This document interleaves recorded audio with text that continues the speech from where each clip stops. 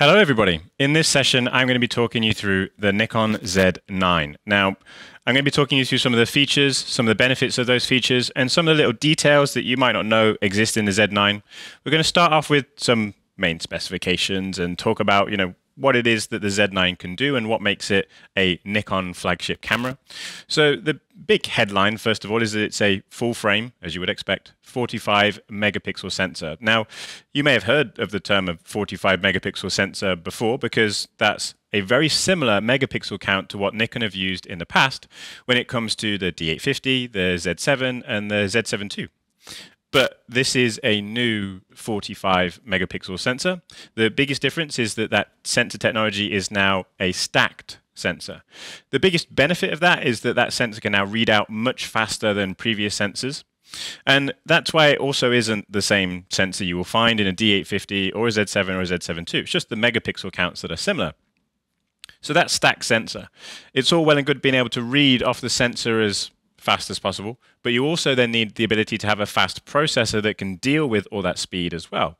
So in the Z9, we have moved to XSpeed 7. So the XSpeed 7 processor allows us to deal with much more data and much more processing power for the camera to shoot much faster. This is about 10 times faster than we've had in cameras before. This means that the Z9 not only can have that high megapixel count, but also then deliver that speed that a lot of photographers need and want when it comes to their photography. So if we take a look at the D850, we obviously have the high megapixel and it's fast, but it's not super fast. And then if we look at the D5 and the D6, they're a lower megapixel count, but they are really fast. So there's, up until now, there's kind of always been a little bit of a trade-off in the Nikon range. The Z9 kind of marries those two together. We then have the ability to be able to have high megapixel counts, 45 megapixels, but then still have the speed. So when it comes to that speed, how fast are we talking? Well, the Z9 can shoot at 20 frames per second in RAW. The RAW file format's the important bit there, because if you want to shoot faster, you can shoot the Z9 at 30 frames per second, but it will turn the camera into a JPEG. So you will have to shoot a JPEG file in that 30 frames per second mode. If you want to shoot even faster, you can shoot 120 frames per second. I'm talking about stills here. I've not got onto video yet. So 120 frames per second in stills, but again, that quality will be a JPEG file, and in this mode, the megapixel count will drop. So you will have to drop down to 11 million pixels to get to that 120 frames per second. So it shoots fast. We know that. We also know that that high megapixel count is going to give us lots of detail and lots of data. We've seen that in the D850. We've seen that in the Z7s and the Z7 II. Nikon are renowned for the picture quality that they generate from their sensors, and that 45 megapixel sensor is a really good mixture of enough detail and now kind of married to enough speed through this development of a new 45 megapixel sensor. When it comes to the other specifications of the camera, though, they're also not slow, as you would expect. So there's all good, well and good having the fastest camera in the world, but it also then needs to be backed up by one of the best autofocusing systems as well. So the Z9's autofocusing system is entirely new. It's based around the idea that it can shoot much faster and also then focus much faster. So not only can you shoot at 120 frames per second, but the Z9's autofocusing system can calculate autofocus at 120 frames per second. And this is something that happens all the time. So you could literally be shooting at 20 frames per second, but your autofocus is still calculating at 120 frames per second. This is incredibly useful for those of you who might want to follow subjects or track moving subjects when it comes to sports, wildlife, whatever it is. Obviously, though, there are still some photographers who don't need 20 frames per second and who don't need all of that speed, but you still get the benefit of all of that extra picture quality. Those 45 million pixels become really helpful when it comes to things like architecture and landscape photography. So it can be a camera for all scenarios. The biggest thing you'll notice about the body itself is that it is a full grip body. This starts to fill in that line of cameras that we've become accustomed to in DSLRs when it comes to things like the D3s, the D4s, the D5s, and the D6s. That range of DSLRs has been around for an incredibly long period of time, and there's a range of photographers who need a full grip camera body. So the Z9 having a full grip sits in line with those other previous DSLRs, but this is obviously a first for a Nikon mirrorless camera. That full grip design really allows you not extra just room for buttons, but also control when using the camera with longer lenses. It's quite common for sports photographers and wildlife photographers to want to use those longer lenses, and the larger grip is what really allows them to get the most out of the camera itself.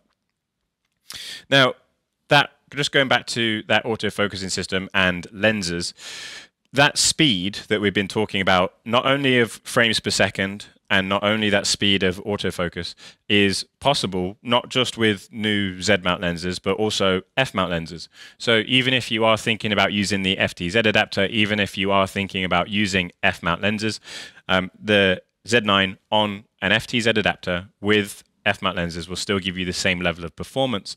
You don't put yourself into a situation where you have to sacrifice performance because you want to use a lens that you already own. That can be something that in some cases a lot of people might be a bit concerned about, because as things get better, as things get faster, there's always that question around, can I use my older lenses or not? So as long as those lenses will work on an FTZ, on a Z9, you still then get all the speed that you can shoot through that FTZ with your camera body. To complement all of that speed in shooting, the memory card slots on a Z9 are CF Express, so there's a dual CF Express card slot. Now, the biggest thing to keep in mind here is you are effectively either shooting to 1 or 2 cards at the same time. It's entirely up to you how you want to do that. You do have to make sure, though, that that CF Express card is incredibly fast, because the Z9 can shoot so fast that there's some cards that can't still save to that level of speed continuously. There are memory cards that will save very quickly, but there are some CF Express cards that do tend to slow down, so please just be aware of that. You can also use XQD cards in a Z9, but keep in mind that XQD cards can only go so fast. There's going to be a point where you will start to hit your buffer and you will start to run out of being able to take shots over longer periods of time.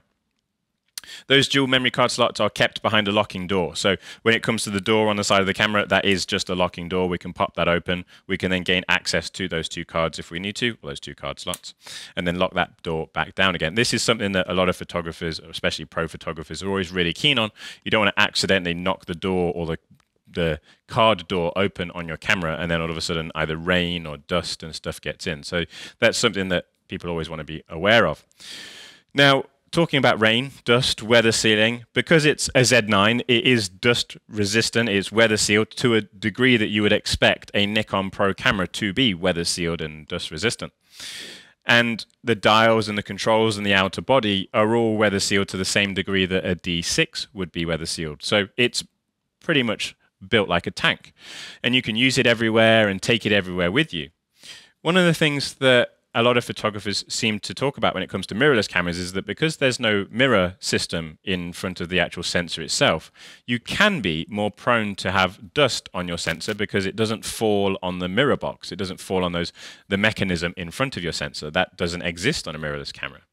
So Nikon implemented the system that when you take your lens off, we have a shutter cover that covers the sensor itself. Now, it looks very similar to a shutter mechanism, but it's not. This is a shutter cover. It basically comes down, it covers your sensor, and that just stops you from then getting extra bits of dust and debris on the actual sensor itself. You can turn this on or off if you don't want to use it. You can fold it back out of the way, but it's not a shutter, it's just a cover. So that means that the camera does still have a shutter or no, and the answer to that is no. The Z9 is one of the first cameras that does not have a mechanical shutter. So it has an electronic shutter only. There is no option to shoot mechanical. In a lot of previous mirrorless cameras, there's a situation where you had the choice. You had the ability to say to yourself, oh, I want to shoot silent or I want to shoot mechanical. But in the Z9, you have no choice. Everything is technically silent. Everything is technically using the electronic shutter. So are there any downsides to that? Well, there used to be a lot of downsides that would then come along with shooting electronic. You would often hear people talking about either flickering in lights, or you might hear people talking about rolling shutter. There was a couple of situations that you could see in extreme scenarios. You could see that the electronic shutter might be causing you problems. because the sensor reads out so quickly, and because the processor can deal with that information so quickly as well, there's a lot of those situations that have now been eliminated, and that's why Nikon have decided that they didn't need a mechanical shutter in the Z9. It's a pretty bold step, especially with a pro camera that needs to be incredibly reliable. So obviously Nikon decided that in pretty much almost every situation, the Z9 can be reliable, even with just an electronic shutter. That also then helps when we start talking about the speed again, and the fact that we don't have a shutter coming down in front of the camera means that we don't then have any blackout. So one of the biggest things that photographers don't like about a lot of mirrorless cameras is that their viewfinders will sometimes black out. And this is particularly important when it comes to high-speed shooting or tracking a high-speed moving subject. Especially if you're trying to follow a subject in flight, there's certain situations where you find yourself thinking, is the subject there or is it there? Because when the frame blacks out and then you try and find where the subject's gone, it can be quite difficult. So with the viewfinder in the Z9, there is no blackout, and it will give you what's called a kind of a real live view. So everything that happens in real time. There's no delay between the viewfinder and stuff that's happening in front of your camera. You don't have to be in a position where you're kind of double guessing where the subject is or where the subject's gone. It's much easier for you to follow a moving subject. Very much like an optical viewfinder. One other important setting that Nikon have improved when it comes to electronic viewfinders is the brightness of the viewfinder as well. Now, the great thing about an optical viewfinder is that you're just using glass. Like, you look through a piece of glass and the light comes through your lens, through the optical viewfinder and into your eye, and you can then see the light that is around you. With an electronic viewfinder, you're seeing a representation of the light that's around you.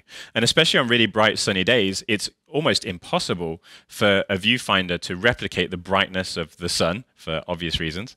And that means that in some situations, your viewfinder wouldn't give you a true representation of what the light is around you. The brightness in the Z9 viewfinder is up to 3 times brighter than other viewfinders that are available. And it just means that on those really bright sunny days, your viewfinder is so much easier to match to the lighting that is around you. And also, it means you can shoot through things like sunglasses if you really wanted to. So you can still use this viewfinder in incredibly bright situations and still see the detail in the viewfinder if you need to. When it comes to the button layout and the outside of the camera body, buttons are placed in a style that would be familiar to a DSLR shooter, but would also be familiar to somebody who has previously shot with Zs. So the key thing is that this is kind of a mix of the two. So there's new functions, there's new button layouts that you would find on a D850, or you would find on a D6, or on a D5.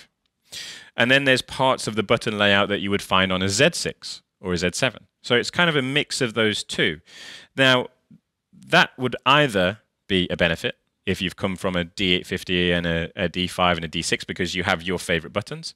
And it will also be a benefit to Z system users who have their button layout and their favorite buttons from their Z cameras. A couple of things that are worth noting from my side of things. We have 3 function buttons. The third function button is also accessible when you are in the vertical grip position as well. So that third function button you can still access, which is great. The vertical grip is a really nice feature if you do a lot of transitioning from horizontal to portrait shooting. Also, another button that's worth mentioning is the auto-focusing button that's on the left-hand side of the camera. So this is borrowed from the auto-focusing switch and button that you'll generally find on a Nikon DSLR. There's a couple of situations where on D850s and D5s and so on that you can easily access your autofocus at all times by having this button on the left-hand side. That, up until now, was something that was missing from Z series cameras. So the Z9 has brought that button back, and that's always accessible from that left-hand side of the camera. So you always have the ability to say, oh, you know what, if I do need to change my focusing modes, if there's other buttons I can't get to, then I've always got access to that button on that left-hand side. The buttons in general on the Z9 are also illuminated. This is again something that's been missing from previous Z cameras, and especially useful in low light situations if you want to just try and find which button it is that you're trying to get to, or if you just like the idea of lighting your buttons up so that they're easier for you to find, then illuminated buttons are back. This is something that's obviously been in previous Nikon cameras, but not in previous Z Nikon cameras as well. Moving around to the back of the camera with the screen. So there's always a constant discussion about what's the best camera screen to have. Should you have a screen that's fixed to the back of the camera because it's more secure and less likely to break? Should you have a flip screen because it makes it easier for you to shoot low or to shoot high? And should you have a screen that articulates kind of round to the front because then you can see and use the screen from the front? There's so many different choices when it comes to camera screens, but I think the Z9 screen kind of hits as many of those use cases as possible. The first one being that we can use this as a traditional flip screen. So if we do want to position the screen so that we can shoot low, we can do so. If we want to position the screen so that we can shoot high, we can flip it down as well. Other real big advancement with the screen is that we can now use it in a portrait orientation. So we can move that screen and shoot portrait orientation, and we can then still tilt that screen up or down to be able to shoot in that orientation. We can also tilt that down as well. Now, talking about the photographers that prefer to have a screen that's flat against the camera because it's a better sealed unit, then you can still keep your screen folded flat to the camera if you want to. And the hinge on the back of the camera is incredibly well built. I would feel like it'd be difficult to break it, but you know, pro photographers get themselves into some crazy situations. So it would be definitely difficult to break that, but it is a very well built hinge that's on the back of that screen. The other big advantage of a full-bodied grip camera is battery life. So the bigger grip allows us to house a much bigger battery. So when it comes to the battery life in our cameras, this is the battery that you'll generally find in D5s, D6s, D4s, but it is a slightly different type of battery. So this is an updated version of that. But the biggest thing is that because this battery is so large, it gives us some of the best battery life you can get. Now, again, pro photographers, depending on battery life, need the camera to be able to shoot at all times and not worry about battery life. Because that battery is so big, the Z9 can just continue shooting as long as you need it to. Eventually it will run out. When it does eventually run out, you can just charge the camera via USB-C if you need to. There's no particular reason for you to try and hunt around for the charger, but if you do need the charger, obviously it'll come with one. You can use that charger through USB-C as well if you wanted to, so you don't have to just plug that into like a mains plug like with previous camera chargers. That USB-C charger is actually really useful, especially if you're traveling a lot. I've been shooting with the Z9 for quite a while, and I've been taking that charger around with me, and I've also just been charging through USB-C. This is particularly important if you shoot an event that might have a break or a half time, because you could easily just plug your camera in over half time via that USB-C, and it will just charge, and then you know you've got a bit of extra battery life for the second half or for that second period of time. So the ability to charge via USB is a really easy to use and really useful function. Okay, so let's start talking about some of the internal features and some of the things that we can find in the camera that we might not find in any other cameras. One of the first things that obviously a lot of people always want to know about is how does the autofocusing system work? What are the different autofocusing options? So in my camera menu, if I just show you, I'm going to jump to an option called AF area mode. So I'm just going to look for, there it is. So when we go into AF area mode, there's a couple of different options. Now, some of these options are grayed out because of the focusing mode we're in. So I'm just going to change myself to continuous and then go back to the area mode. So now we've got loads more options available. So when it comes to our different area mode options, these are your different autofocusing areas. These are going to be the systems that you're going to use to photograph the subjects that you need to photograph. Now, there's going to be different types of areas that are right for different subjects, and the more choice you have, it might make it feel like it's a bit more complicated, but actually it just means that you can get the most out of the camera.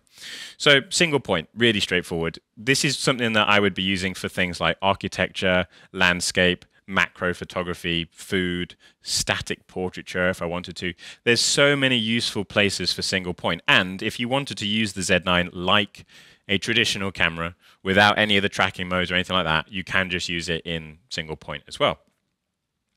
And then we start to get into the dynamic mode. So when it comes to these dynamic modes, we have dynamic AF-S, M, and L. So that stands for small, medium, and large. Now, in previous Z cameras, we had dynamic just one single dynamic. There wasn't the option for single, small, medium, or large.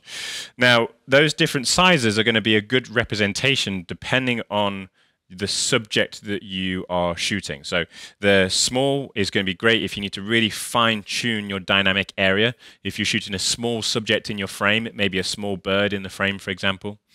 Medium is going to go for a larger subject, and then large and even bigger subject again. So dynamic large could easily be used for things like vehicles, and dynamic medium could easily be used for things like mammals and just medium-sized animals.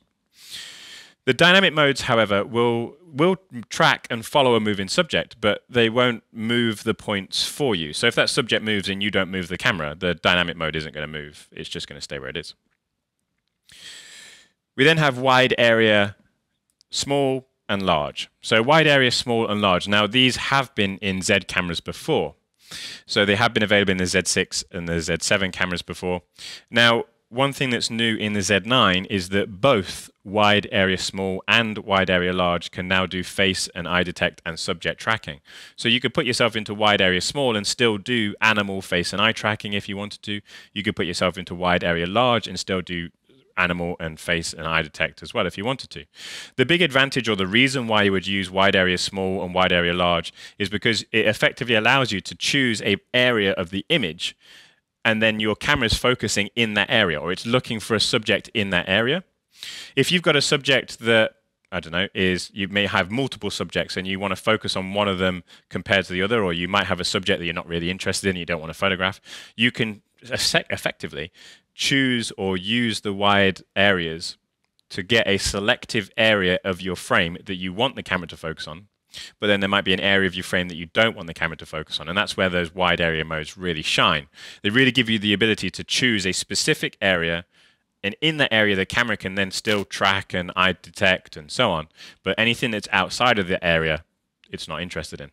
This is particularly useful if you're shooting in a crowd and you want to focus on one single person, or there might be lots of other things going on around you and you're trying to follow one particular subject. From a wildlife photographer's perspective, there might be other animals around you and there's one particular animal that you want to focus on, or it could be that there's one animal that's kind of hidden in a tree or in a bush and you don't want the camera to look at the entire scene. You want the camera to just look at a very small portion of that tree, and it makes it easier for the camera to find the animal. We then have 3D tracking. So 3D tracking is new in the Z9. This has never been in a Z series camera before. We have had 3D tracking quite famously in Nikon DSLRs. They've been in Nikon DSLRs for a long period of time. And for a lot of people, 3D tracking is a love-hate thing. I speak to a lot of photographers who love 3D tracking, and I speak to a lot of photographers who don't. The way that it works in a DSLR is different to how it works in a Z9. So there will be situations where if you didn't get on with 3D tracking in a DSLR, it doesn't necessarily mean that you won't get on with it in a Z9, because they are ever so slightly different in the way that they work, but it is still 3D tracking. The biggest advantage to 3D tracking in a Z9 is that the 3D tracking can now jump to faces and to eyes. There's a situation where you have one single square in the middle, and then the camera can look for other things or other eyes around that square. And as soon as that subject gets close enough to that square, you can get the camera to jump to that subject. It will then lock onto the subject's face, eye, or it also locks onto vehicles as well. So 3D tracking would be so useful for moving subjects, sports, birds in flight, all those types of things. We then have auto area. So auto area is very similar to 3D tracking, but we don't have that initial tracking box. We don't have the initial white square that allows us to choose the tracking position. When it comes to auto area, the camera focuses on what it wants, and that will cover the entire frame. So if you've got two people in your frame, it's going to choose one of them. It will let you switch between them, so you can choose which person you want to shoot for or take pictures of. But the key thing is you can then say to the camera, oh, if you want to just focus on this person or you just want to focus on that person, you can then drop to a smaller area if you need to. So that's just a run through of some of the different area modes. Now, the other important setting is subject detection options.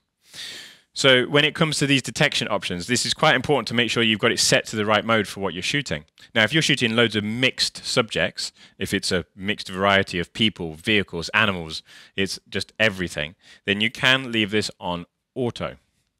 But if you're in a situation where you want to shoot people, or you only want to shoot animals and you're not interested in people, or you might be in a situation where you're shooting a motorsport event and you want to shoot the vehicles, but you definitely don't want the camera to focus on any of the crowd, you can specifically choose that subject detection. So you could say, oh, I want to just shoot people, I just want to shoot animals, or I just want to shoot vehicles.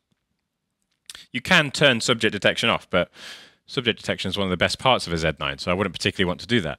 But you can leave it in auto if you're unsure, but if you know that you have a particular type of photography, then you can obviously use the subject detection for the subject that you want to track and follow.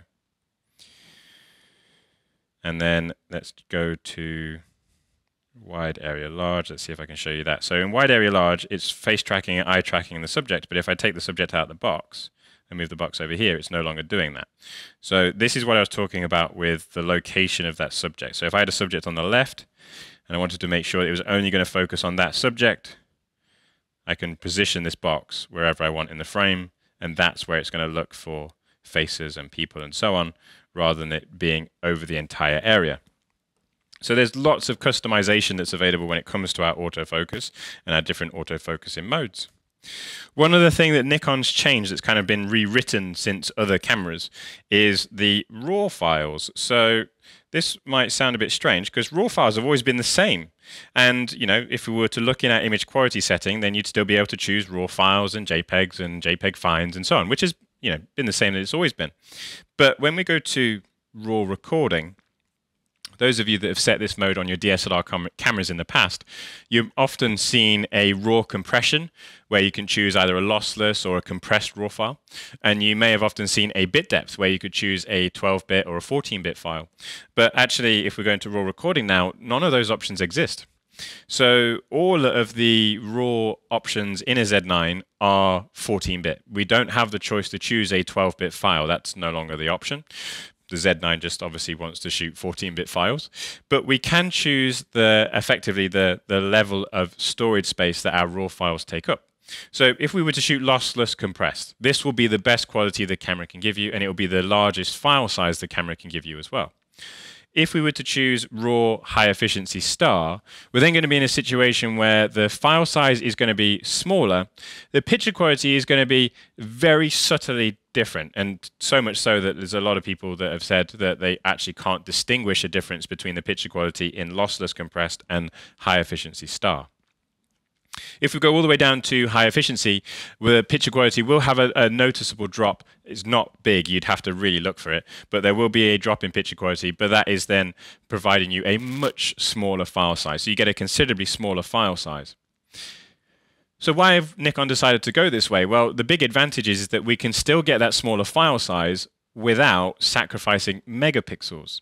So what a lot of photographers used to do is they might have had a D850, they might have had a D6, and they were in a situation where they needed to shoot at a lower file size, and the easiest way to do that was to drop the megapixel count down. So if you drop your megapixel count down, your file size is smaller, but you're also not using your camera at its full resolution. It's a bit of a shame to buy a D850 and then not shoot it at 45 megapixels. So the Z9 allows you to do that. Each one of these modes, each one of these RAW files maintains the 45 megapixel resolution. You still get that same 45 megapixel resolution, but you do get the smaller file size that a lot of sports photographers need. So RAW recording and RAW files have drastically changed from the previous cameras to the new Z9. There's also a couple of other smaller subjects that I want to just highlight to you guys that you might not be aware of. And it depends on how you're going to be using your camera as to whether or not these are going to be useful for you or not. So if I go into, let's see if I can find, there we go. So we've got two options here. We can see our, hold on, I've gone Mac Cab a minute. There we go. So we can go to custom monitor shooting display. So with previous cameras, you were fixed to just the displays that you have available to you. Like you'd press a display button, the camera would cycle through the different displays, and you got what you were given, right? Whereas in the Z9, you can make your own. So if we do one for the monitor first, and I go to set, I can choose what detail and what options I have on the screen. If I want a horizon level, I can add it. If I want a histogram, I can add it. If I want a grid, I can add it, I can take it away. If I want a center cross, I can add it, I can take it away. So I can customize my own display and can have up to 5 different displays as well. And this is just for the monitor. So I could have up to 5 different displays for the monitor, all customized by me. And I can then go and do the same thing for the viewfinder. So in the viewfinder, I can have 4 custom displays, and I can ask myself, okay, what do I want in the viewfinder? Do I want a virtual horizon? Do I want to have a bit of extra detail, or do I want to take that detail away? Do I want it to just be the clean screen with no detail on it whatsoever? Do I want to add a histogram? Do I want to add a grid? These are all options and things that you can add or take away. You can really customize your shooting experience. This is something that I've wanted for so long, like to be able to just take little bits out. Like I want the histogram, but I don't want this. And I want the level tool, but then I want the histogram as well. Like there's always been something that you have to just sacrifice to get the other thing that you want. And this just really allows you to customize the screen, not only on the back of the camera, but also in the viewfinder. Talking about that screen, the Z9 has a new mode, which is called Starlight View. I'm not going to turn this on because I'm in a lit room right now. But Starlight View really allows your camera to show you really dark locations. Any of you that are interested in astrophotography or shooting the night sky or maybe just composing incredibly low light situations, Starlight View is an incredible tool. Really useful for landscape photographers as well. Now, traditionally, if you've got a low light scene, you would generally drop your shutter speed down. You might be shooting a long exposure. If you're shooting something like the Northern Lights, you might be shooting for like 5 to 6 or maybe 10 seconds. If you're shooting something like the Milky Way, you might be shooting for 20 seconds, depending on the focal length that you're using. Now, that would still give you quite a bright view, but when you actually take the shot might come back a little bit brighter, and you might not see the detail in the Milky Way that on your screen. And one of the things that Starlight View allows you to do is because it really kind of shows you effectively what that longer exposure would almost look like. It makes it a lot easier for you to see where the stars are in your shot. It makes it a lot easier for you to see where Northern Lights are in your frame. And it is a really nice feature, especially if you are interested in those low light shooting scenarios. There is also something to back that up and to help people and photographers in those low light shooting scenarios as well, and that's called warm display colors. Now this might sound really strange, like why do I need to use warm display colors? But you can set your display to mode 1 or mode 2, and this will turn the display red. So if you turn your display red, those of you that shoot a lot of night sky stuff will know that red light doesn't reset your eye's sensitivity to low light situations. And it's quite important that you want your eyes to adjust to a low light scene so that you can then see the stars around you. You can obviously help with the composition. But then if you look at a bright light, it can obviously hinder that ability to see the sensitive low light scenarios. So the red display means that you can still use your camera. You can still use the camera's menu systems, and you're not going to ruin your kind of eye sensitivity when it comes to those low light situations. There's so many little things in the Z9 that Nikon have really thought about when it comes to customization or little features like this that can really make this camera stand out from other cameras. And obviously a lot of these are first for Nikon cameras as well. Now, finally, when it comes to displays, the last thing that we can also customize is what's called our view mode. So there's 2 options when it comes to our view mode. We can have this in what's called show effects of settings. Now, if you have it in show effects of settings, you're in a situation where it shows your exposure. So if you were shooting underexposed, it would be dark. If you're shooting overexposed, it would be bright. And if you were shooting in black and white or whatever, it would also show color. Now, that's a given for mirrorless cameras. That's nothing new. But what you can do is you can adjust your view for ease of viewing. Now, with other mirrorless cameras, what you've been able to do in the past is turn off the view of your exposure, but you've never really been able to customize that view. So if there's things that you wanted to adjust, we can set a custom white balance, we can set a custom picture control, and we can also set a custom brightness to the shadows. So we can effectively ask the viewfinder or the rear display to make the scene easier to view. Now, you obviously have to keep in mind that this means that the camera is then not going to show you an accurate representation of your exposure. If you're asking the viewfinder to brighten your shadows, it's not going to show you what your shot looks like, but it might make it easier for you to follow, track, and keep a moving subject in the viewfinder itself. It also might make it easier just for you to find and can track your subject in a low light situation as well. So this is all about making the camera easier for you to use, making you as the photographer find the subject in the frame easier rather than being dark and kind of blending into the background.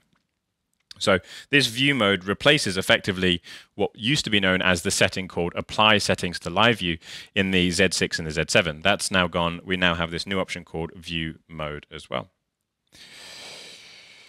One of my favorite things that is in a couple of other Z cameras, and this was added in the Z6 II and the Z7 II. So it's not new to a Z9, but one of my favorite things that is in the Z9, I'm so happy that they did put it into the Z9, is that we have the ability to use extended shutter speeds. I do a lot of long exposure landscape shots, and I'm more than happy to shoot pictures that are 600 seconds, 800 seconds long. And previously, our Z series cameras just couldn't do that. We just were in a situation where you had to go to 30 seconds and then it went to bulb and then it went to time, and you just had to shoot a long exposure using bulb or time. Whereas now we're in a situation where we can use these extended shutter speeds. So if I show you what that would look like, we can just dial our shutter speed down. We can go down to 10, 20, but then we go to 60, 120, 300, and then all the way to 900 seconds. So if any of you are interested in shooting those long shutter speeds, as I said, this isn't something that's exclusive to Z9, but I'm so happy that it is in the Z9 as well, because for a sports-orientated camera, doesn't necessarily mean that it can't have those landscape features. And as I mentioned, there's a lot of astro and landscape features that are in this camera that aren't in any other camera. Nikon have really put in lots of stuff that makes this camera effectively appeal to as many people as possible. Now, one thing that I've not talked about at all is video. So when it comes to video on the Z9, the key thing here is, yes, it's an amazing stills camera, but yes, it's also an amazing video camera. Just as good in the still side, there's so many new features in the video side as well. So this Z9 can record in 8K at 30 frames per second currently. There will be a firmware update later on into 2022, where the Z9 will then be able to record 8K at 60 frames per second. You can also record at 4K in 120 frames per second, and this is all recorded internally. There's no need for external recorders. This is also capable of recording 8K at 30 frames per second in RAW. That RAW will be part of the update in February.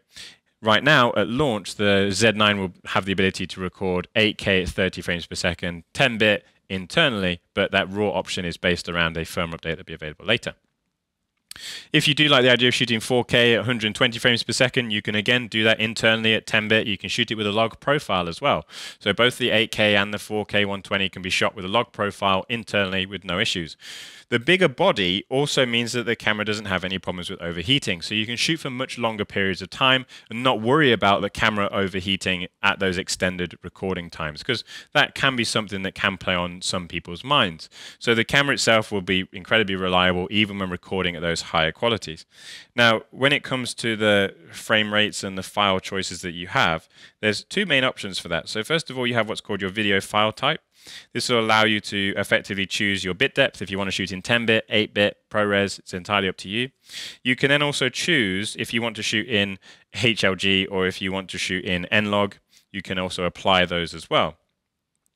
And then below that, you have what's called our frame size and frame rate menu. So this is where you'll see the frame size, 8K, 4K, 1080p. We also then have the ability to choose frame rates. So you can see I could choose a frame rate of 8K at 30 frames per second, or because I'm in the UK, it would be a frame rate of 8K at 25 frames per second. I can then choose 4K 120, or in the UK, it would be 100 frames per second. So I can make this choice depending on what I want to shoot. If I want to shoot a little bit of slow motion, I'd be going to 4K at 120. If I want to shoot a little bit of higher resolution, higher detailed 8K, then I can do that as well. One thing you can do is you can take still images out of that 8K footage as well. So if you are recording at 8K at 25 frames per second, and you just want to pull a still out of that, you can pull a still image out of that, and it will give you a 33 megapixel image as well. Now, there's a lot of other video features that are in this camera that we can spend a lot of time on as well, but clearly Nikon's put just as much intention in its video performance as it has done with its picture quality. So not only do you get all of the settings that you would expect around video performance, but there's also going to be more added with firmware. So there's currently things that a video shooter might want, like waveforms, but they currently don't exist in the Z9, but they will after that firmware update. There's lots of other video features that Nikon are adding along with the raw shooting that you'll be able to shoot in this camera as well. Okay, let's just double check. So hopefully you found that introduction into the Z9 useful. There's a lot of things that I've covered there. There's a lot of things that we've looked at. Hopefully there's things that you found interesting, and hopefully I've just shown you some things that you've not seen anywhere else. And if there's anything that you're unsure about, there's always someone you can ask. There's always questions you can ask on the chat on the Nikon Days website, and you can always ask technical questions there as well. So please do feel free to do that, but hopefully I've given you a nice introduction into what the Z9 can do. Thanks for watching.